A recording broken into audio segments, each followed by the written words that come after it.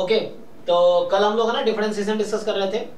तो अभी तक आप हम लोग क्लास में डिस्कस किया है 12th क्लास का जो चैप्टर्स हैं 1, 2 और इसके बाद सीधा 5 है ना, 3 कोर्स हो रहा है, ये डिस्कस किया है 12th 11th का 1, 2, 3, 6 उसके बाद सीधा 13 है ना, ये सब हमने अभी डिस्कस किया है। तो इससे रिलेटेड किसी को डाउट हो तो आप मुझसे डिस्कस कर सकते हैं, ठीक है जी। Good evening.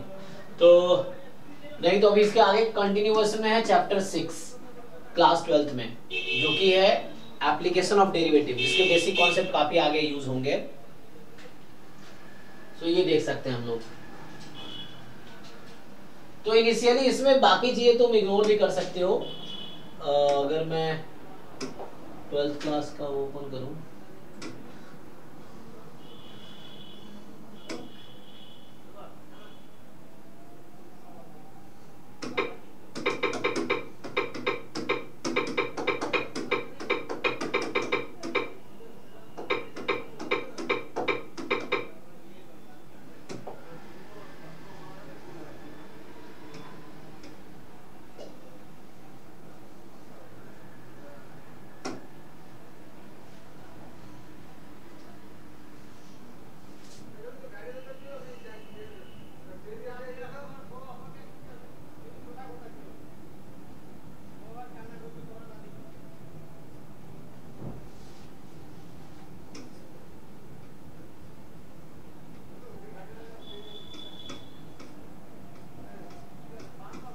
ठीक है। ये क्लास 12th का चैप्टर 6 है। तुम लोग कोई डाउट नहीं है, तुम लोग प्रैक्टिस किए हो क्वेश्चंस?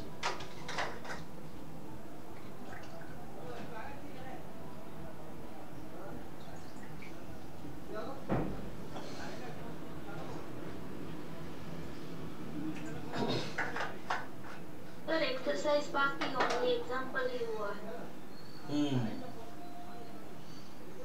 ठीक है, आराम से कीजिए, कोई बात नहीं। इससे जब हो जाए, जब कोई डाउट हो तो कभी भी डिस्कस करो। इससे आज तो डाउट क्लास नहीं है क्योंकि आज वो है ना सेशन है सीयूईटी का, तो वो आप लोग ज्वाइन कर सकते हो जस्ट।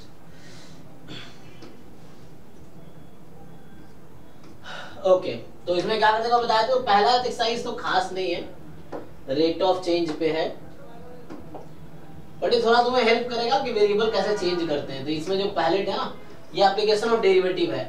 इसमें जो हमारे काम का सबसे इंपॉर्टेंट इस चैप्टर में है वो है मैक्सिमा मिनिमा, जो लास्ट एक्सरसाइज होगा। बाकी बीच के टॉपिक्स भी आप देख सकते हो, कहीं हेल्प करेगा। तो इसमें रेट ऑफ चेंज में क्या है, ये जो पहला टॉपिक है rate of change of quantity, जैसे ds अपॉन dt। हम लोग लोअर क्लास में जब 11th 12th में थे तो पढ़ते थे क्या होता है, velocity is the rate of change of displacement, है ना। तो वहां ये लिखते थे ds अपॉन dt, यही समझा रहा है ना, रेट ऑफ चेंज ऑफ वाले डिस्प्लेसमेंट लिखते थे। तो ये वेलोसिटी होता है। तो dy बाई dx को हम लोग पढ़ सकते हैं rate of change of y with respect to x, कि y का रेट ऑफ चेंज। तो उसी बेस ये एक्सरसाइज है, इसमें कुछ खास नहीं है ना। सो है ना, ये कह रहा है कि dy बाई dx को हम पढ़ सकते हैं rate of change of y with respect to x। जो dy अपॉन dx है वो क्या है, rate of change of y with respect to x, ये चीज है। सो इतना ही कॉन्सेप्ट इसमें, बाकी क्वेश्चंस तुम लोग ट्राई कर सकते हो, एक बार देख लेना, और अगर समझ आए तो तुम पूछ सकते हो। जैसे पूछा rate of change of area of circle per second with respect to radius. तो यहाँ पूछ रहा है कि एरिया अगर a है तो dA अपॉन dr क्या होगा, है ना। कोई सर्कल है तो उसके सर्कल के एरिया को डिफरेंशिएट करना है रेडियस के रिस्पेक्ट में, तो वो हो जाएगा rate of change of area with respect to radius. तो ये सब इजी कॉन्सेप्ट है, आप ट्राई करके देखो। एंड है ना, जस्ट इनिशियली टाइम बहुत नहीं मिल रहा तो बहुत ज्यादा डिटेल में नहीं पढ़ना है, बस once you see the theory, examples भी कर दिए, इट्स फाइन। बस आपने एक बार रिवाइज कर लिया, समझ आ गया, तो बस एक बार मेन रिवाइज ही करना है कि एक बार रिकॉल करना है कॉन्सेप्ट को। जरूरी नहीं कि एक चैप्टर को 10 दिन तक करने हैं, एक चैप्टर को आप 1-2 घंटे दे दिए, इसमें बस रिवाइज कर लेना कि पीछे कॉन्सेप्ट क्या था, उसमें कॉन्सेप्ट क्या यूज हुआ 11th 12th क्लास में जब थे हम, ताकि आगे ये सब चीजें हम यूज कर सके। तो वो मेनली है, तो उसके लिए एक बार थ्योरीज देख सकते हो, एग्जांपल्स भी सॉल्व कर, इट्स फाइन समझने के लिए। क्योंकि हम लोग 11th 12th की तैयारी थोड़ी कर रहे हैं, हम तो 11th 12th इसलिए बार देख रहे हैं कि एक बार बेसिक्स हमारा रिकॉल हो जाए, इसीलिए। है ना। कई बार ऐसा होता है, जैसे ये कहा है कि dy by dx अगर पॉजिटिव आया तो हम बोलेंगे कि y is increasing with respect to x, है ना। और अगर dy by dx नेगेटिव आया तो हम बोलेंगे y is decreasing with respect to x। तो यही कॉन्सेप्ट हम वहां यूज करते हैं कि जब f डैश x पॉजिटिव होता है तो हम बोलते हैं फंक्शन इंक्रीजिंग है, और जब f डैश x नेगेटिव होता है तो हम बोलते हैं फंक्शन डिक्रीजिंग है। तो यही यहाँ पे कॉन्सेप्ट यूज होता है ना। f डैश x मतलब क्या, dy by dx। तो जब dy by dx पॉजिटिव है मतलब y is changing, y is increasing with respect to x, और dy by dx नेगेटिव आ जाए इसका मतलब y is decreasing with respect to x। मतलब x को इंक्रीज कराएंगे तो y घटेगी, तो इसका मतलब dy by dx नेगेटिव होगा, ये चीज है। और अगर x को इंक्रीज कर रहे हैं, y भी इंक्रीज हो रही है, तो dy by dx पॉजिटिव होगी, rate of change of y with respect to x positive होगी। तो ये है, ये बेसिक चीजें हैं इसमें। बाकी क्वेश्चन है, क्वेश्चन बहुत ज्यादा मैं सॉल्व करना नहीं चाहता क्योंकि मैं 11 12 वालों को पढ़ा तो रहा नहीं हूं, तो you are capable of solving all these questions. फिर दूसरा अगले एक्सरसाइज में कॉन्सेप्ट आता है इंक्रीजिंग एंड डिक्रीजिंग फंक्शन, इसका मैं बात कर रहा था अभी कि इंक्रीजिंग एंड डिक्रीजिंग फंक्शन का कॉन्सेप्ट आता है। तो पहली चीज तो ये है, मैं कुछ दिन पहले भी आप लोगों से पूछा था कि what is definition of increasing function. मतलब बोलेंगे increasing function on interval i, चलो मान लो ऐसा लिख दूं मैं। सो हम कब बोलेंगे कोई फंक्शन f है वो इंक्रीजिंग है ऑन इंटरवल i, इसका डेफिनेशन क्या रहेगा? Sir if x1 x2 belongs to i then x1 less than x2 then f of x1 less than f of x2। Yes, तो मान लेंगे late x1, x2 interval i में है such that कि x1 की value less than x2 है। Then मैं यहाँ सिर्फ इंक्रीजिंग की बात कर रहा हूँ, स्ट्रिक्टली इंक्रीजिंग की नहीं। तो यहाँ हो जाएगा fx1 लेस देन fx2। तो ये स्ट्रिक्टली इंक्रीजिंग का हो गया डेफिनेशन। सिर्फ इंक्रीजिंग लिखोगे ये हो जाएगा।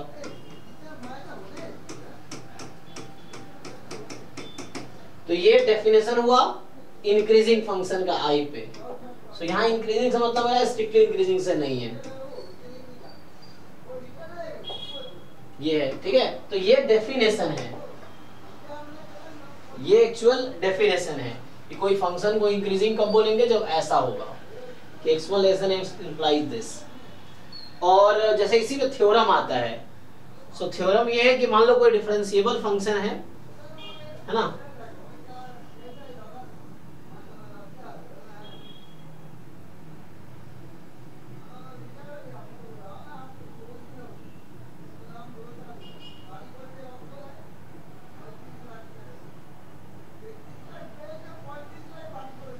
क्या होता है कि मान लो ऐसा है कि f इज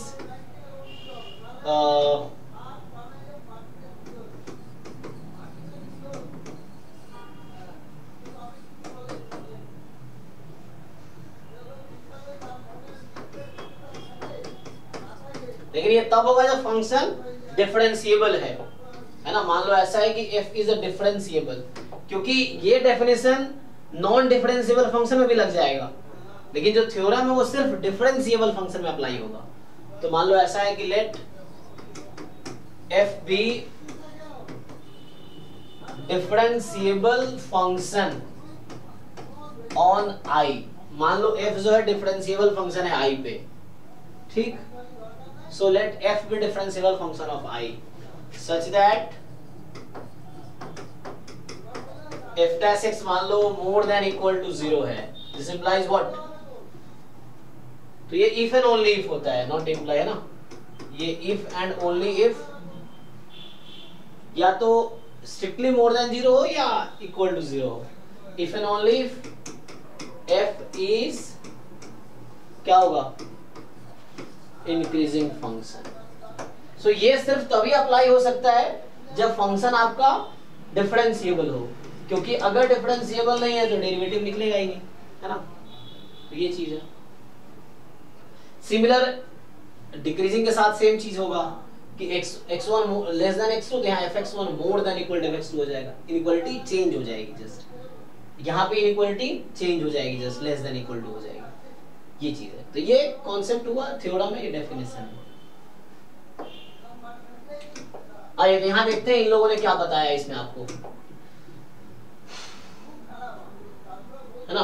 देखो अब जैसे इंटरवल की बात क्यों कर रहे हैं, जैसे मान लो एक्स स्क्वायर फंक्शन है और आर पे डिफाइंड है, तो x square is strictly increasing function in 0 से इंफिनिटी के इंटरवल में, x square is a decreasing function minus infinity से 0 के इंटरवल में। अब आपसे पूछा जाता है ना, तो यू कैन सिंपली सी, तो ये जो एक्स स्क्वायर है ये इंक्रीजिंग है 0 से इंफिनिटी इंटरवल में और माइनस इंफिनिटी से 0 में डिक्रीजिंग है, तो पूरे आर पे आप क्या बोलोगे, इंक्रीजिंग या डिक्रीजिंग या कुछ भी नहीं, या दोनों?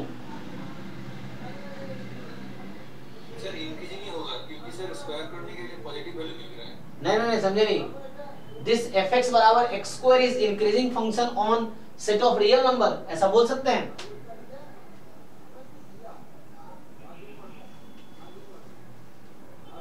क्या एक्स स्क्वायर इंक्रीजिंग फंक्शन है सेट ऑफ रियल नंबर पे, आर पे?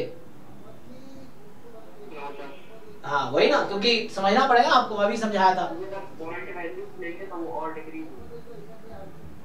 तो this function is neither increasing not decreasing on are.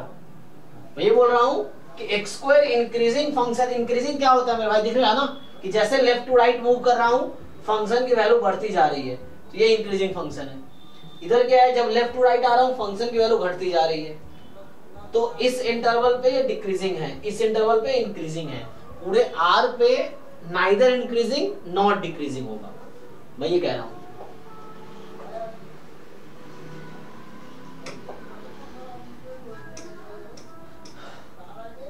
देखो जो मैं डेफिनेशन की बात कर रहा था वो ये है, देखो जो मैं डेफिनेशन में लिखा रहा था आपको कि आई कोई इंटरवल है contain in domain of the real valued function f, वो डोमेन में है, f is said to be increasing on I, अगर x1 लेस देन x2 है then fx1 less than equal to fxt for all x1 x2 belongs to i।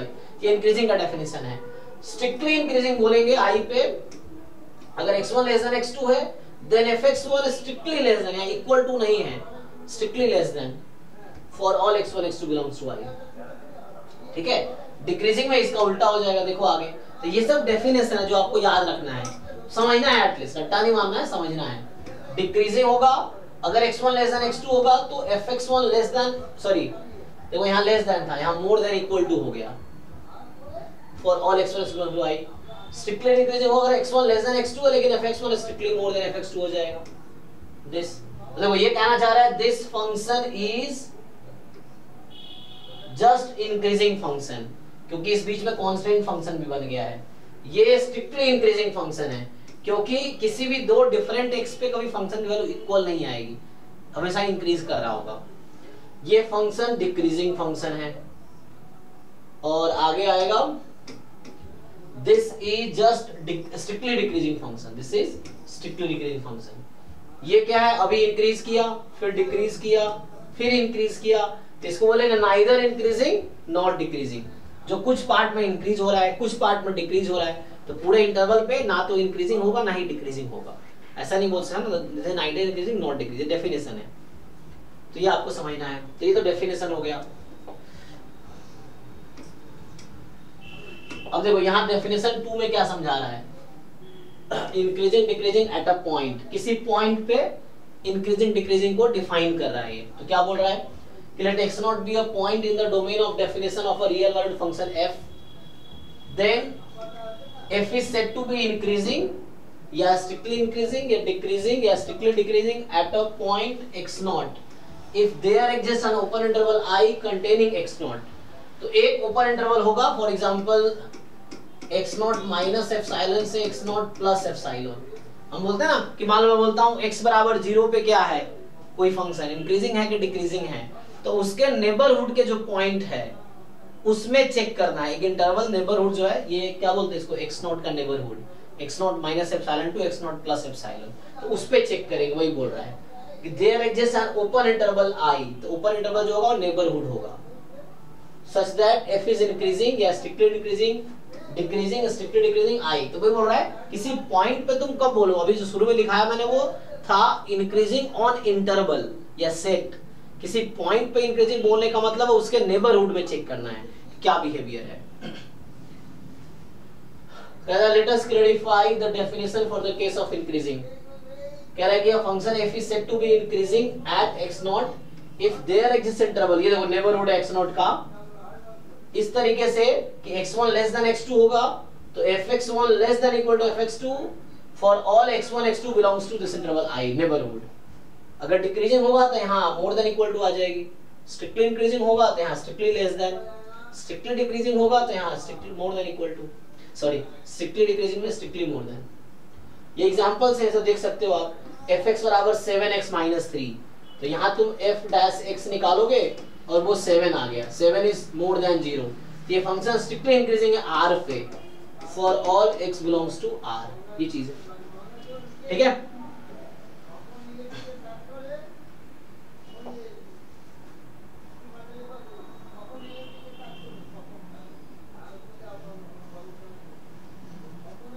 चलो अब यहाँ फिर एक थ्योरम आ गया। तो ये थ्योरम समझो जो मैं लिखा रहा था तुम्हें कि f be a continuous on a b and differentiable on, तो ये थ्योरम तब वैलिड होगा जब डिफरेंशिएबल फंक्शन होगा, जैसे मॉड एक्स है, ग्रेटेस्ट इंटीजर फंक्शन है, उन सब पे ये थ्योरम वैलिड होगा ही नहीं, क्योंकि ये थ्योरम उसके लिए है जब डिफरेंशिएबल है फंक्शन, तब जाके ये है कि f is strictly decreasing increasing on a b if f dash x strictly more than 0 for each x belongs to this, ये strictly decreasing होगा अगर f dash x less than 0 हो जाए for each x belongs to a b, constant function होगा अगर f dash x equal to 0 हो जाए, तो f dash x 0 है मतलब वो constant function है for each x belongs to a b, ठीक है। तो ये प्रूफ, ये सब स्टेटमेंट ध्यान रखना है कि f dash x more than 0 strictly increasing, f dash x less than 0 strictly decreasing, f dash x equal to 0 constant function, her point पे इंटरवल के ऐसा होना चाहिए तब जाके। किसी को कुछ क्वेरी है तो पूछ भी सकते हो तुम, ठीक है ना।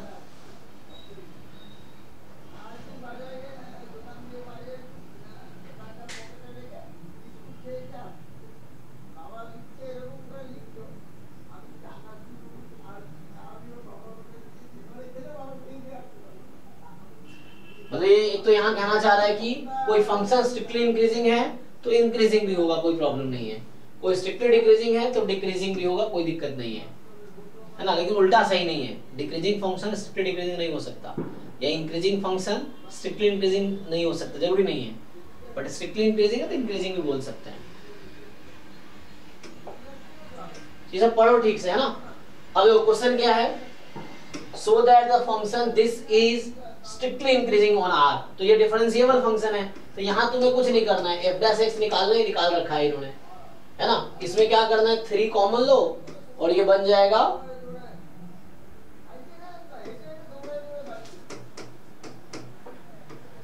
+4/3, ये बन जाएगा ना। तो ये 3 कॉमन लो और ये बन जाएगा x + 1 होल स्क्वायर प्लस 1/3, जो स्ट्रिक्टली मोर देन 0 है। So f dash x strictly more than 0 है for all x belongs to r, तो इसीलिए फंक्शन स्ट्रिक्टली इंक्रीजिंग है और डिफरेंशिएबल है तो कोई दिक्कत नहीं है। तो इस तरह से प्रूफ कर सकते हो, तो आप जानते हो हाउ टू प्रूफ। तो ये सब एग्जांपल्स है, ये सब ऐसे एग्जांपल्स आ गया। तो मेनली इसमें क्या बताया, डेफिनेशन और थ्योरम, बस वही ये रिकॉल करना है, यही हमें बस रिवाइज करना है कि क्या थ्योरम क्या डेफिनेशन है। ये सब कुछ एग्जांपल्स हैं जो आप सॉल्व करो और आपको जब प्रॉब्लम हो तो आप मुझे बताओ। इसमें पूछता है कि इंटरवल बताओ कहाँ इंक्रीजिंग है कहाँ डिक्रीजिंग है, तो आगे जाके आएगा किस पॉइंट पे मैक्सिमा है किस पॉइंट पे मिनिमा है, तो ये हमें हेल्प करता है ग्राफ बनाने में कई बार, और एग्जाम में भी आते हैं तो वैसा। तो ये सब ट्राई करो, आप देखो तो इंटरवल निकाल, ये आ गया आपका 6.2। तो 6.1 एक्सरसाइज था रेट ऑफ चेंज पे, 6.2 एक्सरसाइज है इंक्रीजिंग डिक्रीजिंग पे।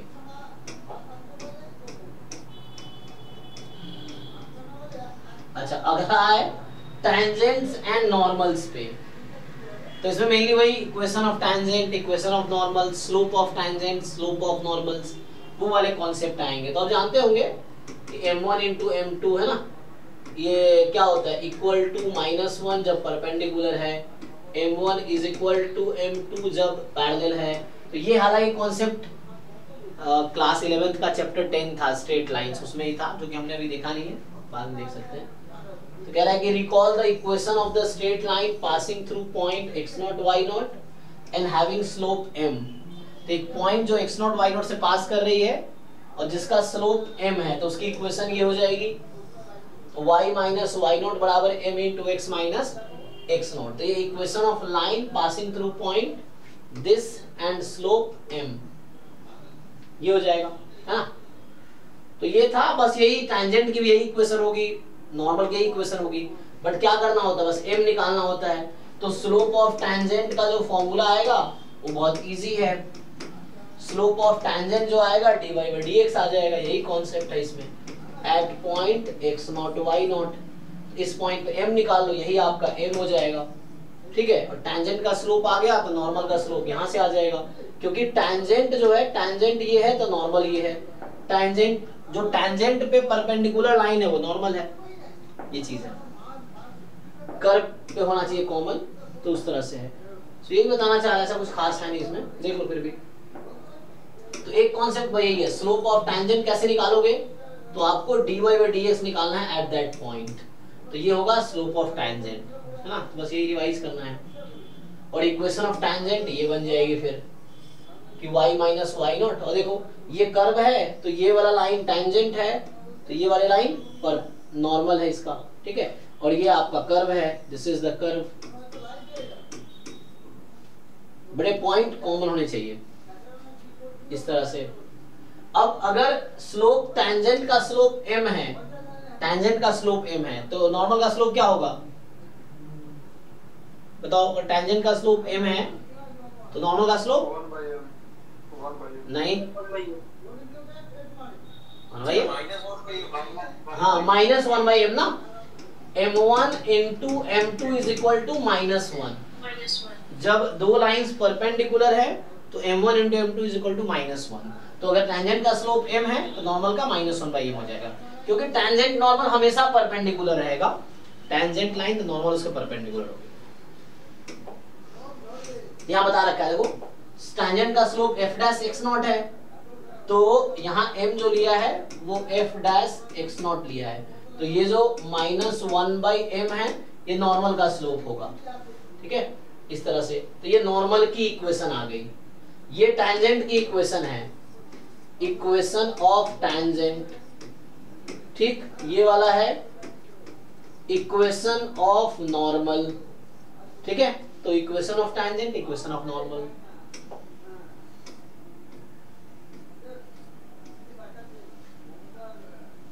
बाकी स्लोप का जो एक्चुअल डेफिनेशन देखोगे क्लास 10th का जो एनसीईआरटी चैप्टर 10 है स्ट्रेट लाइन, वहां पर दे रखा है। ऐसे याद दिला रहा है ये कि tangent line to the curve makes an angle theta with x axis in the positive direction, then slope of tangent tan theta होता है, और वो स्लोप ऑफ टैंजेंट अब dy by dx के इक्वल होगा। तो स्लोप ऑफ लाइन जो होता है वो tan थीटा होता है, and mathematically dy by dx होता है। तो tan theta dy by dx equal रहेगा स्लोप ऑफ लाइन के। Tangent is a line, normal is a line, ठीक है। अब यहाँ कुछ एग्जांपल्स दे रहा है आपको कि tan थीटा केसेस क्या हो सकता है ना, तो वो तुम कर सकते हो।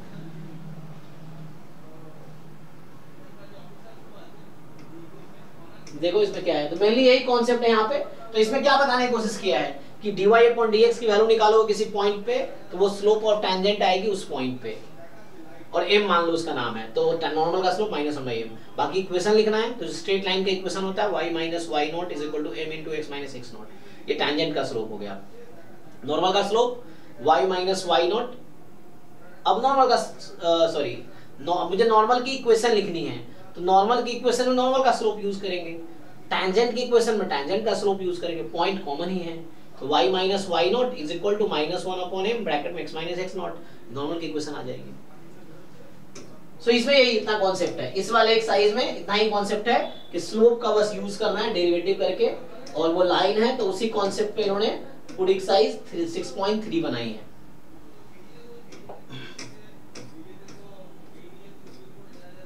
तो वो ट्राई करके आना तुम लोगों को, एग्जांपल्स टाइम है तो एक्सरसाइज भी कर सकते हो ना एग्जांपल्स। ये चीज, ये वाले टॉपिक स्किप कर सकते हो अप्रोक्सीमेशन चाहे तो, है ना। हालांकि ये बता रहा है ना क्या रिलेशन है, but you can skip this part और चाहो तो।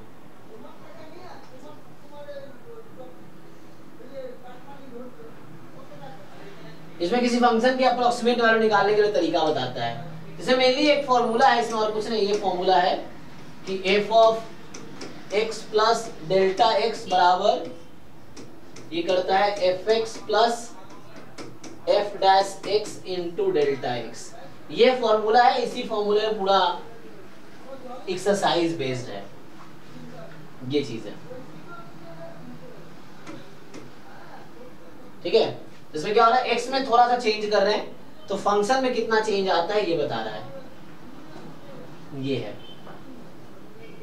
और ये जो लिखा है मैंने, इसी को ऐसा भी लिख सकते हो तुम, एफ एक्स प्लस, तो इसको कई बार हम लोग डेल्टा वाई भी लिख देते हैं, इस वाली चीज को। So F of X plus delta X जो है ये ऐसा होता है, F X plus delta Y. Delta Y की वैल्यू तुम ये लिख सकते हो, जो कई बार डी वाई भी होता है, यहाँ डी वाई लिखा है इसी को, we can use sometimes delta Y. लेकिन डेल्टा वाई तब हो जाएगा जब ये डेल्टा एक्स ऑलमोस्ट जीरो को टेंड करेगा। मतलब ये तुमने पढ़ा होगा शायद concept, delta Y upon delta X equal होता है D Y upon D X के, अगर यहाँ पे मैं लिमिट लगा दूं delta X tends to zero. So delta Y upon delta X, जहाँ delta X tends to zero limit लगा दूं तो ये d Y upon D x बन जाता है। डेल्टा वाई क्या है, delta y is like y2 minus y1, delta x is like x2 minus x1, ये चीज है। तो ये सब थोड़े बेसिक फॉर्मूले इस एक्सरसाइज में अप्रोक्सीमेशन अगर देखना चाहोगे तो, ठीक है।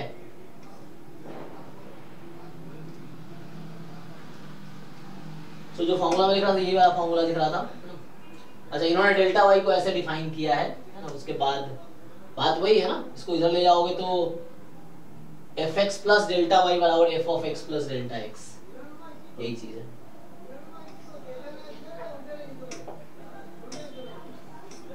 बट रीड कर सकते हो तुम चाहो तो, यू कैन रीड, है ना। तो जब कह रहा है कि अगर dx dy इक्वल है, बहुत स्मॉल है, तो dy dy इक्वल ही होगा।